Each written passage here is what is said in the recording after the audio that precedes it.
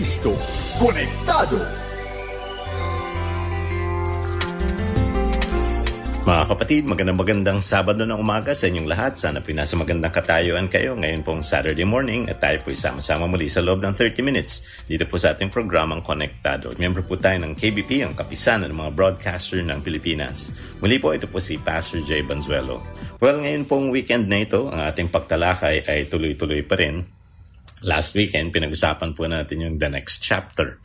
Ang sabi nga ho natin sa pag-uusap na yon, pagka tayo ay umiidad, no? Nakikita na natin, bagay hindi lang pag umiidad, siguro yung realization lang kasi mas lalong nagiging, sabi nga natin, yung makatotohanan, yung tinatawag nating paghina ng ating mga katawan, yung hong mga seryoso na mga considerations ay nandyan na.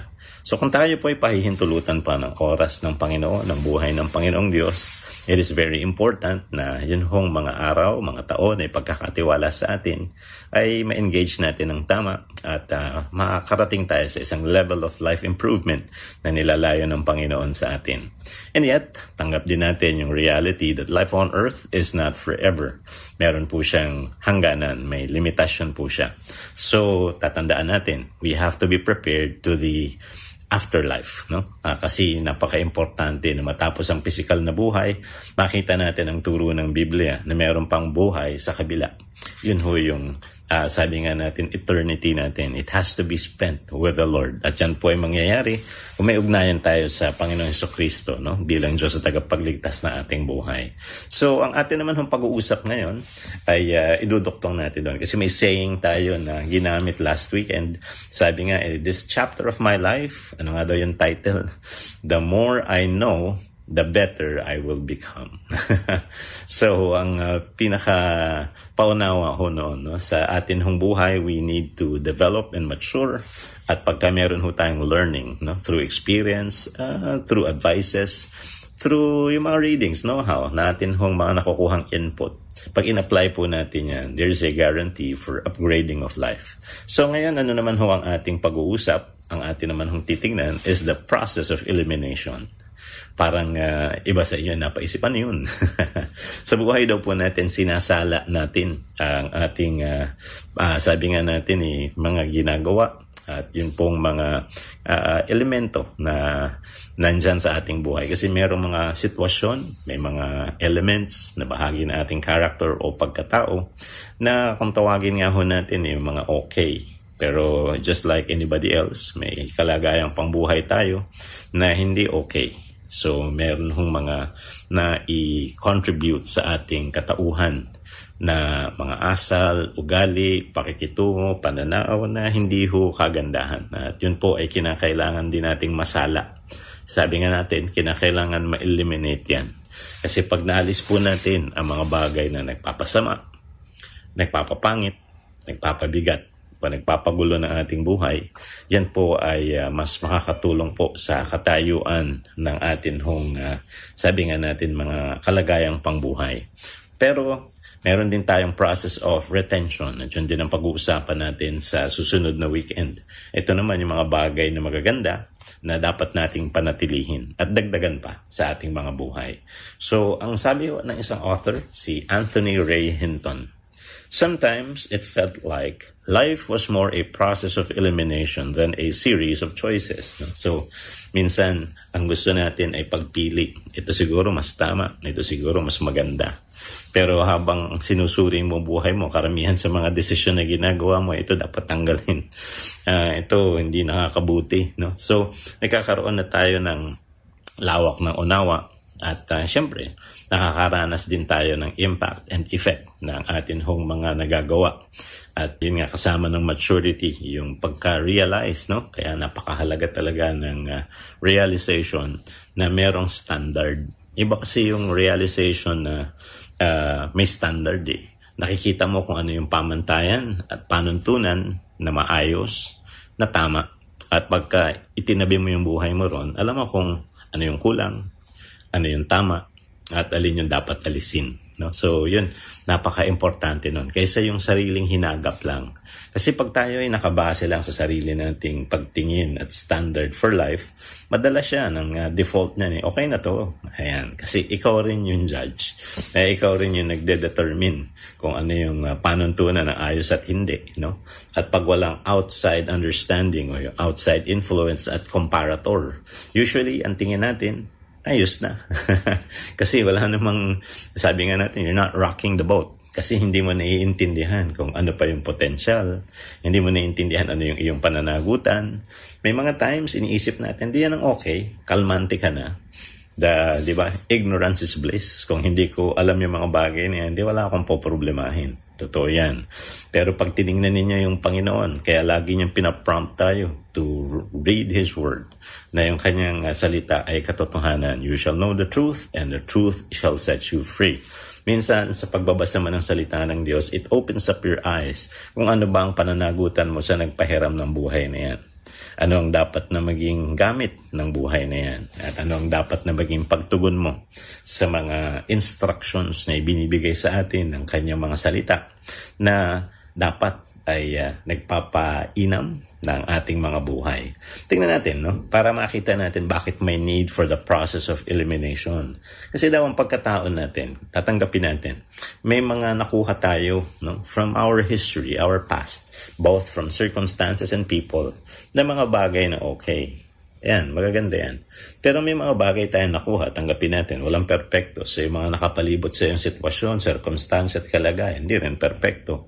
So meron ka ring nadampot na hindi ayos na mga bagay. So, tatlo daw ito. Yung three determinants of human behavior are as follows. Yung una, ang tawag dito yung cognitive factors. Paano ka mag-isip? So, itong sabi, it involves your thoughts. No? Ano ba yung iyong pamamaraan ng pagtingin sa buhay, pag-iisip sa buhay?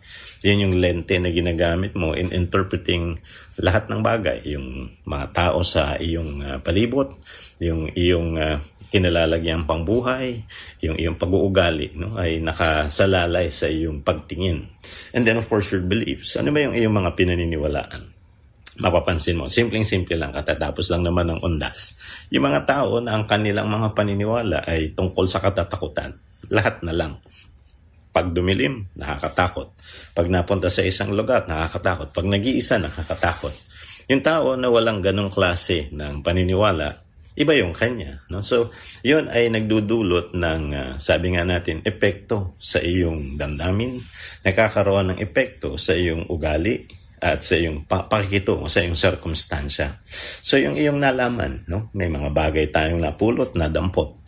Pwedeng iyan ay impluensya po ng mga taong malalapit sa iyo. No? Ikaw ay naturuan ng mga katwiran. May mga nabasa ka at tinanggap mo ito at ininterpret mo patungkol sa iyong kalagayan. So, yan yung knowledge. At syempre, yung iyong sitwasyon ay nape-perceive mo o na-interpret mo based on that. Kaya dyan, mula dyan, gumagawa ka ng decision. So, ang cognitive processes like memory and interpretation, they play a key role in shaping behavior. Ano yung mga naaalala mo? At yung naaalala mo na yan, paano yan nagagamit sa iyong yung pag-interpret o yung pagtingin mo sa iyong kalagayang pangbuhay. So, we call that cognitive factors. Meron naman tinatawag na behaviors factors. Ito naman ho ang sabi. These are the external surroundings, including social and physical environments, that impact behavior. Cultural influences, social norms, and the physical setting all contribute to how we act and respond. So, saan ka ba nanggaling? Anong klaseng mga taong nakasalamuha mo? Ano yung kapaligiran na yung kinalagyan? Di ba? Pansin niyo itong mga sumusunod. No? Ito ay naobserbahan ko to every time I do a Bible study for companies. No? Pagkagagaling pa lang ng probinsya, alam naman natin sa province, very simple ang buhay, magalang ang mga tao, magaang kasama yung individual. No? At hindi masyadong maraming, tawagin natin bagahe, yung kanyang takbong pangbuhay when it comes to quote-unquote mga experiences. Ayan. Ngayon, pagtagal-tagal niya dito ho sa kanyang mga taong nakakasalamuha at sa mga naging karanasan niya sa syudad at sa mga impluensyang kanyang nakuha at sa mga nakikita niya, minsan biglang mo napapansin, naiiba na, no? Naiiba na yung kanyang takbo. Minsan, yung dating magalang, parang hindi na magalang. Yung dating simpleng mag-isip, yung payak ba, very pure at dalisay yung kanyang kaisipan. Minsan, parang mapapansin mo, meron ng ibang mga katwiran na ginagamit at yung interpretation niya sa mga bagay-bagay na iiba, no? Kung nag-iba for the good, for the better, wala tayong problema. Kaya lang minsan parang hindi progression, kundi digression ang nangyayari. So ibig sabihin parang minsan, parang sumasama, no? Parang minsan lumalala. At yun nga, may mga times, yun yung tanong sa akin, bakit ko nagkakaroon ng ganyan? Malaki ba ang kinalaman ng coming from a rural area katulad ng probinsya, pumasok sa urban area katulad ng syudad at nandito yung mga influences? Sabi ko siguro mas maraming tao nakakasalamuha. May mga karanasan ng discrimination sometimes. May mga nakita sila ng mga pamamaraan ng pag-uugali at pagkilos. Nag-mimic sila, kumopya sila. At minsan yun iniisip nila mga sikat. Yun yung mas kinakatakutan. Depende kung paano mga tinitingnan ng mga bagay na ito. Pero yun, no? Yung iyong social and physical environments ay nagkakaroon ng impact sa iyong behavior, no? So, yan, no? Minsan naman meron akong nakasama na nagsaserve siya sa mga NGO na ang sabi niya tumutulong sila sa mga, yun nga yung mga, ang tawag natin sa kanila, yung mga batang hamog. Ang sabi niya, merong ilan dyan, ang tingin sa sarili sobrang mababa o minsan sabi niya sobrang sama ng kanilang comparison sa kanilang buhay. May isa daw na talagang yung na-impress sa kanya yung situation ng pakikipag-usap sa batang ito in the course of time. Ang tawag ng bata sa sarili niya ay basura, no? So iniisip niya bakit. So yun nga, kasi nga ang kinakain, mga pagpag, yung tinitirhan ilalim ng tulay. Natotoo naman pala ay natatambakan ng mga basura yung estero at doon malapit ang kanilang bahay, no? At yun nga, pati yung pagtingin niya sa sarili niya, wala nang halaga. Ini-ignore ng mga tao, minamasama yung kanyang presensya and a host of other things. So ang kanyang comparison sa kanyang buhay is related sa kanyang mga interaction sa tao, pagtrato sa kanya, at maging doon sa kanyang environment na kinalalagyan, no? So, naiba yung kanyang ugali. Nagkaroon ng epekto yung kanyang environment. So, yung behavior niya is basically shaped, no? Ng mga tao, pagtrato sa kanya, at ng kanyang kapaligiran. So, kagaya ng pangatlo, ito yung environmental factors. Ang sabi dito, these refer to actions shaped by past experiences and habits. Learning and reinforcement from previous behaviors influence how we respond to similar situations in the future. Yung nga sabi ko sa inyo madalas, kung ano yung mga bagay na nakita nating effective sa nakaraan, may mga times, tinutuloy natin yan. Kung walang value system, no? Ano nga ba yung values? Ito po yung mga panuntunan, mga prinsipyo na pwede po nating gamitin para yung ating mga buhay ay kumilos ng nararapat. Usually, pag pinag-uusapan natin yung values, dahil tayo po ay sa Bible, merong biblical values, may godly values, no? So, pinag-uusapan yung honesty, pinag-uusapan yung integrity, pinag-uusapan yung respect. Yan, maraming magagandang bagay talaga na makukuha sa banal na kasulatan that shapes a person's character. Pero may napupulot ka rin sa palibot mo na pwedeng isipin mong effective, kaya lang iba yung values na tinuturo. Pwede nating tawagin na ungodly values. Ano yun?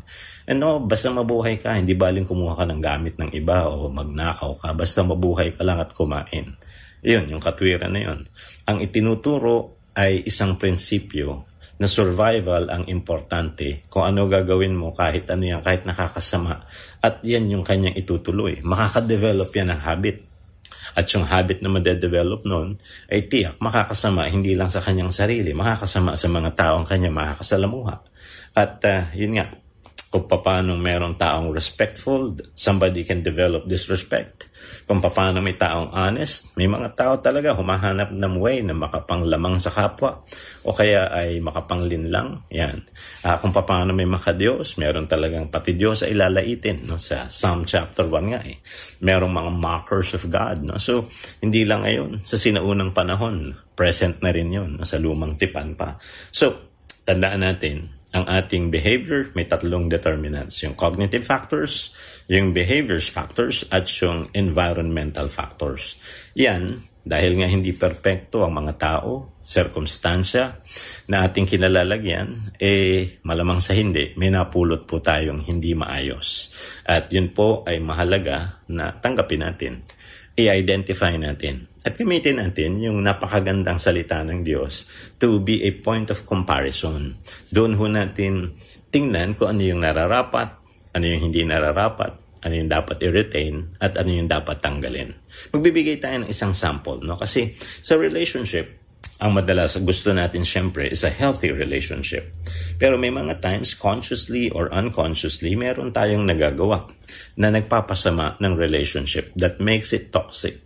Pag sinabi natin na ang relationship ay toxic, ibig sabihin ito po ay may mga elemento that causes conflict, may mga abuse, at merong tinatawag natin nagke-create ng gaps. No? Ibig sabihin naglalayo ng saloobin, damdamin ng mga tao sa isa't isa. At yun nga, kaya toxic usually, it's referring to poison. No? At yun, no? May mga sabihin natin, mga relasyong parang nakalalason. The person in that particular kind of interaction becomes irritated, merong sabi nga natin, anger, mga hindi maintindihan, puro negative emotions ang nade-develop at naglalabasan. May dahilan yun, no? So, tumingin tayo sa isa sa marami, no? So, isang nauuso ngayon kasi nakita natin, pinag-uusapan na ng mga experts ngayon, ang tawag dito ay weaponized incompetence. So, yung incompetence, kawalang kakayahan. Yung weaponized, ginagamit na sandata. So, ano hong klaseng behavior dito? Definitely, if you're going to categorize it, it's not a positive behavior. It is a negative behavior. At ito po, hindi sinasadya. Maraming pagkakataon, mapapansin niyo ito talaga ay ginagamit na strategy para ho sadyain. Ibig sabihin, ito ay talagang consciously madalas ginagamit. Now, tingnan natin ang konting pagpapaliwanag about it. Ang weaponized incompetence, sabi ng mga experts, it happens when someone pretends that they do not know how to do something so that someone else will do it for them. So ito daw weaponized incompetence, kaya ito nangyayari, may taong magpapanggap. Hindi niya alam gawin ang isang bagay, kaya hahayaan niya o mamanipulahin niya para iba ang gagawa nito para sa kanya o para sa kanila. So, ibig sabihin, nag-aatang ka ng bigat unfairly sa ibang tao. Kaya mo naman, pero hindi mo kukunin yung iyong share sa burden. Hindi mo gagawin ang iyong part as a responsibility. Ang gagawin mo ay lagi mong itatambak sa ibang tao ang mga dalahin, alalahanin, gawain. Yan po ang weaponized incompetence. Ika nga natin, sabi nila, sinasadya yan. Ano po ang signs of weaponized incompetence? Ito po yung sabi. Ilan lang sa madami. They do simple tasks badly. So may papagawa ka. Gagawin, pero hindi ipagbubutihin, hindi aayusin. Ang masakla pa niyan, kailangan ulit-ulitin pa pag sila ang gumawa. Hindi dahil sa walang kakayahan. Ang problema, sinasadyang hindi ayusin. Ibig sabihin, hindi talaga tinututukan. Hindi hinahanapan ng ways to improve a situation. Hindi iniisip kung paano pagandahin ang dapat niyang tugunan. Kundi, ginawa nga, pero pabayang ginawa. Yung pangalawa, you take on most of all the work. Kung ito'y kasama mo sa buhay, sa bahay, sa trabaho o saan man, yung taong ito, parang feel mo, ikaw lang lagi ang gumagalaw. Ikaw lang lagi ang may dala-dala ng mga responsibilidad at alalahanin. Samantalang siya, payapang-payapa, na parang walang iniintindi, walang iniisip. So, pag ikaw na lang palagi ang nagdadala ng mga bagay-bagay sa inyong buhay, malamang sa hindi, bagamat ikaw ay may kasama, merong isa dyan na nananadyang ikaw ang ipakargahan. No? Kaya minsan ginagamit natin yung term na parasite. medyo masakit. Pero ang parasite, kung gamitin natin sa Tagalog, minsan ginagawa kang palabigasan, parang inuobliga ka na lang palagi na ikaw ang gumawa ng mga bagay-bagay. So, ang mangyayari sa'yo, you feel manipulated or taken advantage of. Ang isip mo, parang ako na lang lagi, inuuto na ako nito, kaya iniisahan na ako nito. Yan. Parang nilalamangan na ako. Ako tong pagod na pagod, pero pagdating sa pakinabang, parang laging kahati siya. At hindi lang yun. Mas marami pa ang gusto niyang kunin.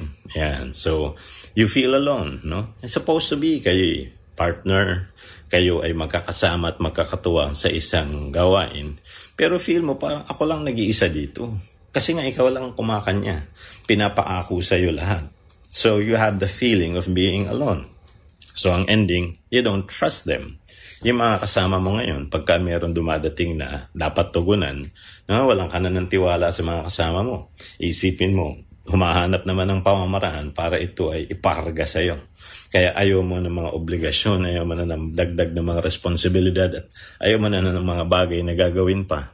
Sapagkat iniisip mo, kahit gaano kaganda yung mga ideas o ano yung mga dapat tugunan for the betterment of the situation, kahit yun inaayawan mo na dahil alam mo, sa'yo lang lagi lalaglag yung responsibilidad.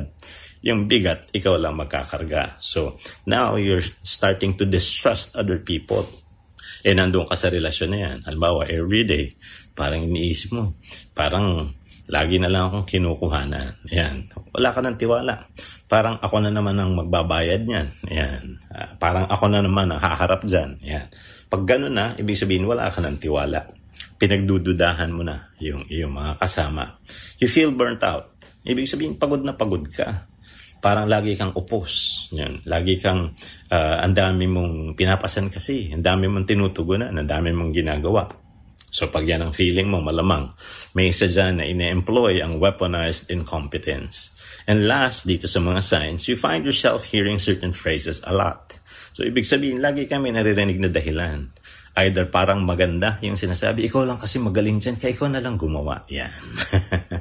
O kaya sasabihin, kasi wala ka namang ginagawa, samantalang ikaw ang pagod na pagod, no? Igigilt ka into doing something. Ipaparamdam sa'yo na parang wala kang kwenta, bagamat ikaw na tumugon ng lahat para gawin mo pang patuloy yung iba pang mga dapat gawin na dapat siya gumagawa. Pinapapasan sa'yo. So, paulit-ulit yan, no? So, ikaw na lang, yan. Pagod ako marami akong ginagawa. Ikaw na lang, yan. Puro na lang ikaw. Lagi mo naririnig yan. So, kung halimbawa ang responsibility ay 10, 8 na yung sayo, 2 na lang kanya. Hindi pa niya pagbubutihin yung 8 na yun, sayo. Tapos mamaya parang ipaaatang pa sayo yung 2. Halos ikaw na lang. So ito po ang ilan sa mga signs of weaponized incompetence. Ngayon, for the moment, yung first part na atin lesson about process of elimination, babasahin muna natin yung Galatians 2:20 and we will conclude here. Bukas po natin itutuloy yung doktungan para doon sa second part. Sabi dito ni Paul, I have been crucified with Christ. It is no longer I who live, but Christ who lives in me.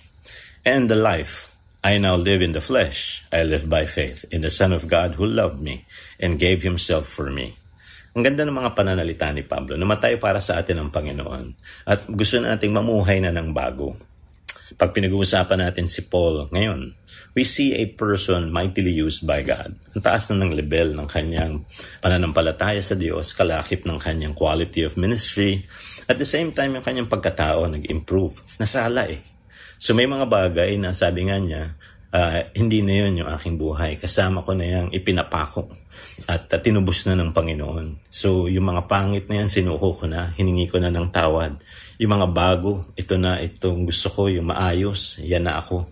Dahil nga yung hindi magagandang bagay, nagpasama rin ang buhay niya nagpagulo. Pero ngayon na siya ay nasa Panginoon, ay meron siyang bagong buhay na kanyang taglay-taglay dahil sa pagsasaayos ng Panginoon. Napakahalaga din, obserbahan natin kung paano i-weed out, no? Yung tatanggalin. Yung mga bagay na hindi na nararapat, mga elemento na habang tayo nagmamature, natututunan natin na ito hindi mga bagay na dapat nasa aking buhay. At kinakailangan gawan ko na ng desisyon para ito ay maalis o kaya ay sabi nga matanggal.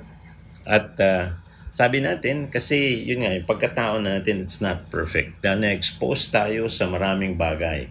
As we are living life dito sa mundong ito, merong 3 determinants ang human behavior. No? Na-profile ng mga experts na ang iyong pagkatao, asal at ugali, maging yung akin, ay may 3 bagay daw na malaki ang kinalaman kung bakit tayo nagkakaganito.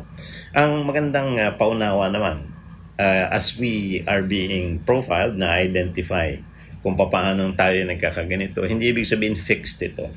May mga pagkakataon ito ay pwedeng ma-adjust. Pwede ho itong magawa ng paraan para may improve po natin. Yung una, ang tawag dito ay cognitive factors. No? Ang sabi dito, these involve our thoughts, beliefs, and knowledge, which influence how we perceive situations and make decisions. Cognitive processes like memory and interpretation play a key role in shaping behavior. So yung ano ba yung mga bagay na tumatakbo sa ating isip? Yung kaisipan ba ay maayos? Yung mga paniniwala ay nakaka-impluwensya yan sa takbo ng ating pag-iisip. So yung mga na-acquire nating knowledge, good or bad, no? Yan po ay nakaka-apekto sa ating pagtingin sa ating sitwasyon at kung paano tayong gumawa ng desisyon. Diba? Kaya nga ho, napaka-importante na yung ating mga buhay ay merong tamang guidance, merong tamang prinsipyo as foundation ng ating mga buhay so that when we act, when we make decisions, ito pong ating gagawin ay nakabase ho sa mga makakatulong sa atin. So kasi, yun nga, it starts with the mind. Kaya sa Bible, di ba nakalagay, do not conform any longer to the patterns of this world, but be transformed by the renewing of your mind, and then you will know what God's will is His good, pleasing, and perfect will. So, cognitive factors. No? So, yan yung sa pag-iisip. Then, yung behaviors factors. These are the external surroundings, including social and physical environments that impact behavior. Cultural influences, social norms, and the physical setting all contribute to how we act and respond. So, yung atin hong mga ginagawang mga pagkilos, no, ay naapektuhan din ng atin hong mga taong nakakasama at yung atin hong kinalalagyang konteksto na pangbuhay. Meron ho kasi mga, sabi nga natin, mga naging kagisnan, kaugalian, at yung kultura na kinalalagyan ng mga tao at ng lugar na atin hong kinalakihan. Yan ho, na-absorb natin yan eh. Kaya nga hindi ba sabi nga natin, yung environment mo minsan ay nagsha-shape sa iyong katangian, sa iyong ugali at sa iyong desisyon. No? Ang mapapansin po natin, tayong lahat ay nagkakaroon po ng interaction sa hindi lang sa tao, kundi sa kondisyon na atin hong kinalakhan. Kung maganda yan, may impact na maganda sa atin hong asal at ugali. Kung hindi yan maganda, well, of course, yun din ho ay merong epekto sa atin. And then yung third, ang tawag naman dito ay environmental factors. Ito ho yung pangatlo. These refer to actions shaped by past experiences and habits. Learning and reinforcement from previous behaviors influence how we respond to similar situations in the future. No? So, ito po ay may kinalaman sa ating mga pagkilos na, of course, humuhubog o nahuhubog na ating nakaraang karanasan at, of course, nakaka-develop na ating mga habits o na ating hong mga yung mga patterns sa ating buhay na ginagawa natin palagian, tinutuloy natin. No? So, yun nga, very important. No? Ano ba yung mga bagay na sabi nga impluensya natin. Ano yung mga bagay na dahilan kung ba't ginagawa natin ang ginagawa natin. No? So, yung ating environmental factors. So, yan. No? So, yung ating mga buhay ay hindi perpekto ang exposure. So, definitely, nakakadulot din na hindi maayos na resulta sa atin na kaugalian o pag-uugali. May mga magaganda naman. No? Don't get me wrong. Hindi ko sinasabing wala. Meron din. Pero ito nga ang dahilan kung bakit natin pinag-uusapan yung process of elimination. Yung pangit, yun yung tanggalin. No? Halimbawa natin na nade-develop sa ating hindi maganda. Isa sa mga nauusong terminology ngayon ay yung tinatawag na weaponized incompetence, no? So, hindi naman to bagong-bago, bagamat sa iba siguro sa inyo, ngayon nila narinig, pero ito po isang bagay na matagal nang ginagamit ng mga eksperto sa pagtingin ng behavior ng tao. Well, incompetence, yung kawalan ng kakayahan. Totoo man o hindi. Anong ibig sabihin? Minsan kasi kaya mo naman, ayaw mong gawin.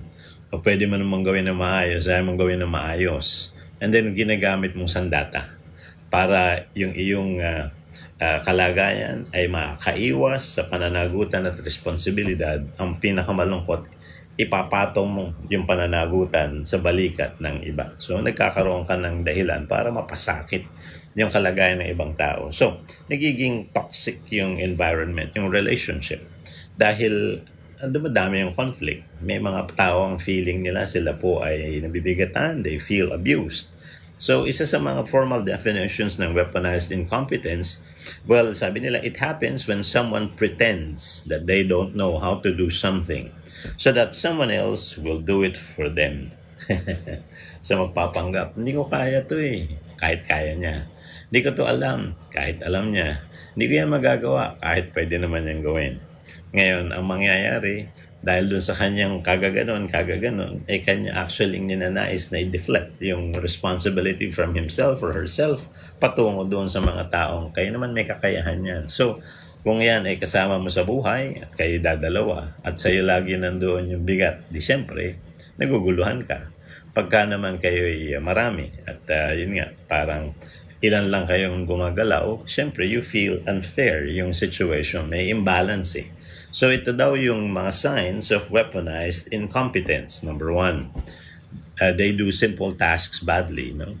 Ilan na nga lang gagawin mong trabaho, simple na nga lang yung sayo. Hindi mo pa magawa ng tama, hindi mo pa magawa ng ayos. Yan. At yun actually ay sinasadya. Parang, hindi ko naman kayang ayusin, kayo na lang kasi mas magaling kayo. O yun. Umiiwas sa pananagutan at responsibilidad. Pangalawa, you take on most of all of the work. No? Pagkakasama nila yan, yung isang tao na merong gumagamit ng weaponized incompetence, mapapansin mo pa, ako na lang ata lagi gumagawa. Ako na lang paulit-ulit ang binibigyan ng pabigat. No? Para tapos yung taong gumagawa niyan, parang sarap ng buhay. Magaang at parang walang kahirap-hirap. Dahil nga napunta sa'yo lahat. So you feel manipulated or taken advantage of. So yun nga. Kasi manipulasyon naman talaga yun. Yun ay isang pamamaraan para hindi umako ng pananagutan at yung bahagi sa dapat gawin at ibinibigay sa iba. At syempre, nanlalamang yun. No? So, yun nga ang dahilan kung bakit if you are in a relationship na gano'n ang nangyayari, you feel alone. No? Kung ikaw ay may kasama at ikaw lang ang laging gumagawa, feeling mo parang ako lang lagi nag-iisa. Kasi nga, you're always doing the work. And then, yung isa ay, o yung iba ay nandun lang at nasa the same bahay pwede. Nasa work environment pwede. Pwede kayo magkakaibigan, pero puro ikaw na lang. So, yun nga, feeling mo parang ginagatasan na ako dito. Parang ako na lang at ako na lang ang nagiging kumikilos dito. So, parang meron kang alagang parasites. No? Hinihit-hit lang yung resources, hinihit-hit yung iyong lakas, hinihit-hit yung iyong panahon at kakayahan for their own sake. Yung kanila ay ayaw nila nun, no? Ayaw nila ng pananagutan. So, you feel alone. You don't trust them. Nawawala na tuloy yung tiwala. Every time that something new arises, no, ang pinakamalungkot sa maraming suggestion. Pero pagdating doon sa tutugunan, napupunta sa'yo. No? Meron ako isang nakausap. Ang sabi niya, ayan, ayoko na mag-alaga. No? Kasi yung mga kasama ko, laging nakukyutan sa mga pets. Gustong-gusto na magdagdag ng alagain. Pero sa dulo, ako lang lagi ang mag-aalaga. Sila, pagka nakasawaan, iiwan sa akin. Ayan. So, pag sinabi niya, gawin nyo, hindi namin magawa. Hindi namin alam hawakan, hindi namin alam alagaan. Hindi namin magawa. May buhay yan. No? So, kinakailangan ay wag mag-take on ng cute. Sabi nga nila, kundi kayang pangasiwaan. Dahil nga pag iniaatang nyo sa iba, magiging alila sila ng mga bagay na ginugusto ng iba. No? So, and then, ang ending, you feel burnt out. No? Parang, pagod ka, pagal ka. Bakit? Yung load pang maraming tao, pero ikaw lang ang bumubuhat at dumadami pa. Kasi, yung mga tao who use weaponized incompetence, they always are interested with a lot of things. So they start new things. And then, iaatang sa'yo. Eh di dumadami yung bit-bit mo na hindi mo naman gusto. Ayan, so you feel burnt out. And then you find yourself hearing certain phrases a lot. Mas magaling ka eh. Ikaw na gumawa niyan. Kailangan may gagawa, pero mas mabuti kung ikaw. So, umiiwas sa pananagutan, panay ang bato ng pananagutan sa'yo. Well, dulot ng mga bagay na ito, kaya natin pinag-uusapan yung process of elimination. Ito ay isa lamang sa maraming pwedeng ma-develop ng taong sadya o hindi, na hindi magaganda sa ating ugali. Kailangan matanggal. Because ang gusto natin, both sa ating personal welfare at sa ating interactions and relationships, maging healthy. Ayaw natin na tayo'y toxic. Ayaw rin natin magkaroon ng toxic impact and sabi nga natin, effect sa iba. Kailangan maintindihan natin na yung betterment natin, mahalaga. Yung betterment ng iba, mahalaga din. Lalo na kung ito'y kaugnay sa iyong pamilya, trabaho, kaibigan, mga ka-interact mo socially. No? Si Apostle Paul, nagbanggit ng isang talata for transformation ng kanyang buhay. Paano ang kanyang ginawa? Ito ang sabi niya, I have been crucified with Christ. It is no longer I who live, but Christ who lives in me. And the life I now live in the flesh, I live by faith in the Son of God who loved me and gave Himself for me. So ang sabi niya, well, ang aking buhay, napako ng kasama ng Panginoon. Hindi na ako namumuhay, ang Panginoon namumuhay sa akin. So may mga bagay na iniwan na siya eh. Alam naman natin na ang buhay ni Paul, hindi kagandahan nung siya ay si Saul. No? Saul din siya ng New Testament. Manghuhusig na mananampalataya and yung kanyang zealousness sa kanyang lumang pananampalataya was very toxic to others. Bakit? Hinahabol niya yung mga mananampalataya, sinasaktan niya, kinukulong niya, yun nga, yung iba pinapapatay pa niya. No? So yun siya. So na-realize niya yung kanyang akalang maganda at maayos, hindi pala. So kinakailangan masala. At pag binabasa nga natin yung Biblia, we see a mature believer na talagang nandun yung patience, yung integridad para magturo rin ng iba. Iniisip niya yung kapakanan ng mga taong kanyang magagabayan sa paglago sa Panginoon at sa pamumuhay ng buhay Kristiyano. At yung version ng kanyang buhay na yun, sabi niya, and the life I now live in the flesh, I live by faith in the Son of God who loved me and gave Himself for me. So ano ang kailangan sa buhay natin in order to realize yung process of elimination sa ating buhay bilang Kristiyano? Number 1, kung ang kasalanan ay masama, ito ay mali sa mata ng Panginoon, makasisira sa atin, eliminate sin. Dahil ang unang kailangan nating matutunan ay takbuhin daw ng maayos ang takbo ng pananampalataya. Kung maraming pabigat, entanglement, nakapulupot sa iyo, hindi ka makakarating sa hangganan. No? Maraming mga bagay ang humahatak sa iyo at pumipigil sa iyo para makausad. Ayan, eliminate sin. Second, diyan pumapasok yung purpose ng confession and repentance. Kailangan suriin mo buhay mo. Ano yung mga bagay na hindi ayos at yung naobserbahan mo. Kaya very important hindi lang ito sa pananaw mo, kundi you're comparing yourself. Ibig sabihin, merong panuntunan para masabi kung okay o hindi. Yung salita ng Diyos yun. At pagka nakita mong hindi okay ang kalagayan ng iyong buhay, ipagsisihan mo. Yun ang dapat iwanan, ipagsisi sa Panginoon at talikuran. No? So, your repentance will lead to your development. No? So, napakahalaga niyan. Kasi, nagkakaroon ng pananagutan, nagkakaroon ng pagtalikod sa mali, nagkakaroon ng pagnanais sumulong sa kalooban ng Diyos. May kita po natin yung pag-inam. And then of course, yung third, you have to overcome yung internal struggles. Ano ba yung internal struggles ng ating buhay?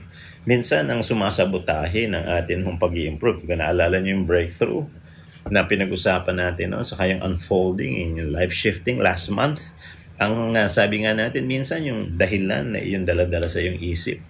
yung mga damdaming hindi maganda sa iyong puso, yan yung sumasabotahe sa posibilidad ng iyong pag-angat sa buhay. Hindi ko naman kaya yan. Kahit kaya pala, hindi ka pa sumusubok. Ay hindi naman ako tutulungan ng Diyos. Kahit nakapangako ang Panginoon, tutulungan ka naman niya. Ayoko na sumubok. Pagka ganyan mahirap, maayaw na ako. Ay, baguhin mo. No? Huwag mo sabotahihin yung kalagayan mo. And then of course, yung doubt. No? Kailangan, para mapakinabangan mo yung prinsipyo ng Diyos na magpapatama sa iyo. Huwag mong pagdudahan yung katwiran niya. At yung mga pangako niya na magpapainam sa iyo, pangawakan mo, di ba? And then ego. No? Huwag masyadong mapagmataas. Huwag masyadong ang tingin sa sarili, perfect na. Dahil pagka hindi mo nga nakita ang iyong kamalian, edi ang hirap mong magpatama, di ba? Maghirap, magpa-correct. Dahil hindi mo nakikita kung ano yung dapat ayusin. Pride. Kailangan magpababa at magkaroon ng attitude ng pagsuko sa kalooban ng Diyos. Dahil yon ang pamamaraan para ka maproseso ng ayos. No? Kasi minsan pati ang Diyos ayaw nating kilalanin sa buhay natin. Yung tulong ng iba na pwedeng igawad sa atin, ayaw rin nating kilalanin at tanggapin. So ang ending, we get nowhere. Ang problema, lumalala pa. So yung sumunod ay procrastination. No? Huwag tayong tamad. Huwag tayong patumpik-tumpik. Huwag tayong kung ang bibigay natin sa ating gagawin ay yung, sabi nga natin, pangit, mahina, low quality, mababaw. Galingan natin. So, yun, importante yun eh. No? So, ang sumunod, focus on truth. No? Alisin daw natin lahat ng kabalintunaan. Kung ikaw ay nabubuhay sa pagsisinungaling, nabubuhay ka sa panlilinlang, nabubuhay ka sa hypocrisy, alisin mo yan. Kasi nga, yun totoo, yun ang magpapalaya sa'yo. Yun ang makakapagdulot ng kapayapaan at kalayaan sa iyong buhay. So, eliminate mo yung kasinungalingan and pursue spiritual growth. No? So, ang kailangan maging malapit sa Diyos. Masunod ang kanyang layunin at yung mga distractions, hindrances, yan yung alisin natin, di ba? Labanan natin yan o kaya harapin natin. At hindi yan ang gagamitin natin na sabi nga, pasanin ang buhay. And then, of course, remember, you have to have perseverance. Yung tinatawag nating mabilis na pag-ayaw ay ma-overcome natin because yung process is a lifelong journey if you don't have patience. No? And you're just impulsive, no? Reactive ka lang. Minsan yung outcome, hindi na nakakabuti sa'yo at ang dami pang nadadamay. And then remember, it's a spiritual warfare. You put on the armor of God, stand firm, di ba? Sabi nga ng banal na kasulatan, sabi ni Paul sa Ephesians 6:10-20. And of course, yung mga bagay that will cause you to weaken, yung magpapanghina ng iyong pananampalataya, cast it away and then put on the armor of God and stand. No? Ibig sabihin, manindigan ka para sa Panginoon. So yun ay napakahalagang mga principles na kailangan po nating tugunan. So lastly, let's look at this particular quotation from Albert Hubbard. Ang ganda ho nung sinabi niya. Ito may kinalaman sa nilililok na mga sculpture galing sa bato.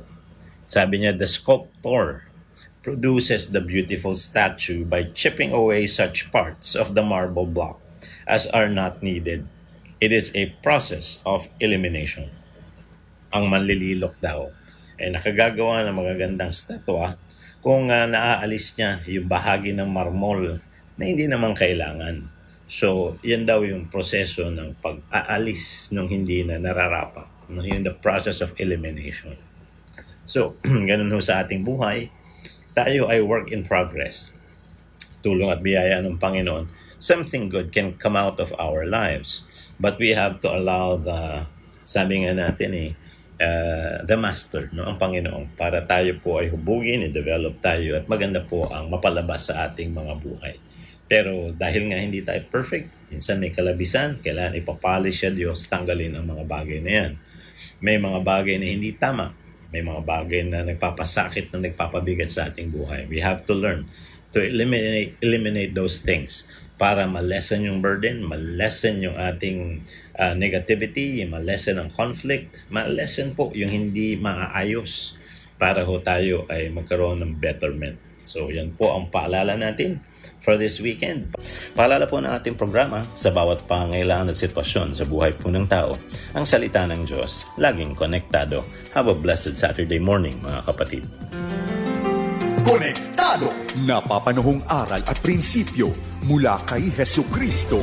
Konektado. Inaanyayahan namin kayong makinig muli kay Pastor Jay Banzuelo sa Konektado, alas 11 ng umaga sa darating na Sabado. LAL Modeling. All set. ROAS Analysis.